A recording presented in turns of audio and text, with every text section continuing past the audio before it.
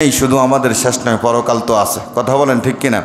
আজ এই দুনিয়ায় থেকে আপনি যা করতেছেন সব কিছু কিন্তু লিপিবদ্ধ হচ্ছে, সব কিছু লিপিবদ্ধ হচ্ছে।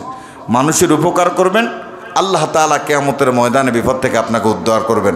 আর মানুষের উপকার করবেন না, অপকার করবেন, মানুষের ক্ষতি করবেন, দুনিয়াতে আপনি রাজার হালে থাকতে পারবেন। ফেরাউনও কিন্তু এই দুনিয়ার জমিন থেকে গেছে, নমরুদও গেছে, হামান কারুনও গেছে। কিভাবে গেছে? এখনো পর্যন্ত ফেরাউনকে মিশরের জাদুঘরে আল্লাহ তাআলা শুটকি বানায় রেখেছেন।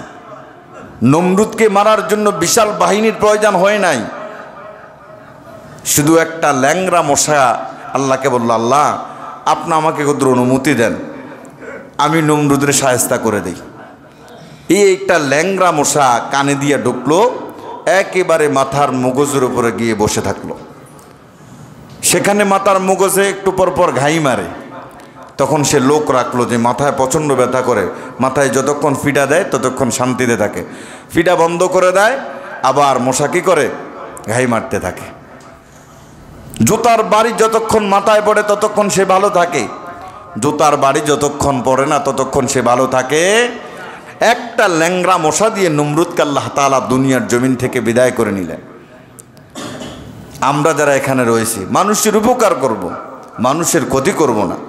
কারণ আপনি মানুষের ক্ষতি করবেন, আজকে হয়তো দুনিয়ায় পার পেয়ে যাবেন, কিন্তু পরকালে কি পাবেন না? পার পাবেন না। তারপরে